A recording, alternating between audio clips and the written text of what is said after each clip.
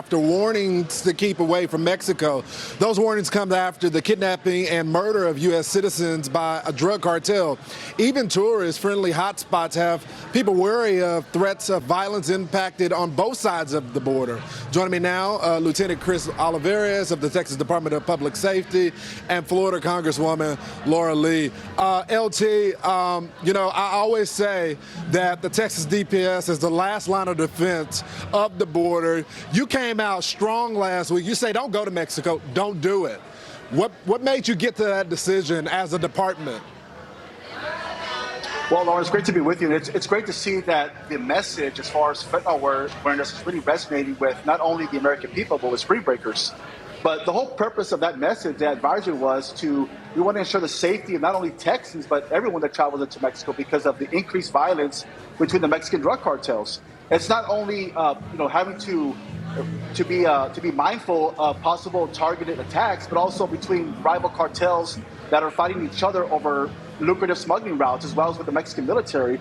And that's why we put that advisory out, because we want the American people, we want Texas to be safe and to avoid traveling to Mexico because of the most recent attacks that took place on those 4 Americans. But also, Lawrence, what we're learning too as well is not only the Mexican cartels with the violence, but also these pharmacies in Mexico that are selling pharmaceuticals that are tainted with fentanyl and other illicit drugs such as heroin and methamphetamine, which also is a significant threat to anyone who travels into Mexico and goes to these pharmacies to purchase pills such as Adderall, Xanax, Percocet, whatever the case may be. So that's another message that we want to make very clear, is to avoid going into these pharmacies in Mexico and to avoid buying any pill whatsoever unless it's prescribed by a licensed physician or pharmacist.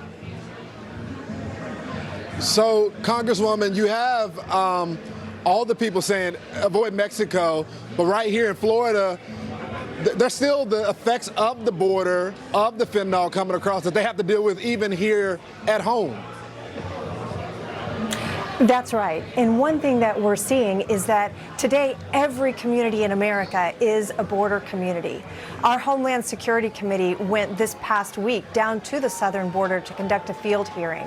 And we heard from the Chief of Border Patrol, we heard from local sheriffs, landowners, and one thing was crystal clear. We do not have a secure border, and we do not have full operational control of that border.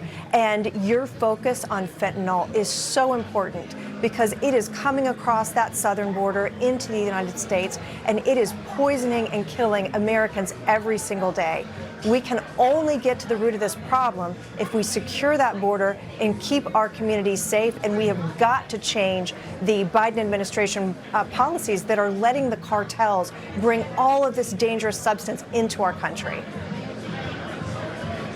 LT, I want you to put your dad hat on because I know you love your kids more than anything in the world. When you see what's happening at spring break, what you see what's happening in our schools, you don't come at it from a law enforcement perspective. What do you do? What do we need to do to educate our kids? Well, I think it's great right now, especially what you've been doing with your great reporting on the fentanyl awareness, but we need to continue as far as educating our kids, our friends, our family members about the dangers of fentanyl. But most importantly, we really need to go after these organizations that are mass producing fentanyl. Governor Abbott declared the Mexican drug cartels as terrorist organizations last year at the state level. We need the federal government to step in and take action. As we speak right now, Lawrence, as much as it hurts me to even say it, we probably have someone out there right now that has lost their life because of fentanyl poisoning. Time is of the essence. That's why we need to have some action in place to actually go after these organizations and protect the lives of the American people from these deadly poison that's taking place that's coming across our borders. It's so true, Congresswoman. A grandmother and her grandchild was just killed across the border. Here at home. It's no longer a Mexico problem. So why isn't there some sense of urgency from all of Congress? Well, I'll tell you, there is absolutely a sense of urgency from Republicans in Congress who have been pointing out the incredible dangers that are posed by allowing the cartels to come across our border to engage in human trafficking, drug smuggling. We have folks from the terrorist watch list who are coming across our border into our country. So time is of the essence for us to take strong, swift action to secure our border. Republicans are working hard on this. We would love to have our Democrat colleagues colleagues join us, because this is not a partisan issue. This is not a Republican issue or a Democrat issue. This is an American issue, keeping our people and our citizens safe. But I will tell you this, we are conducting these hearings. We are getting to the bottom of this information, and accountability is coming. Congresswoman, LT, thanks so much for joining the program.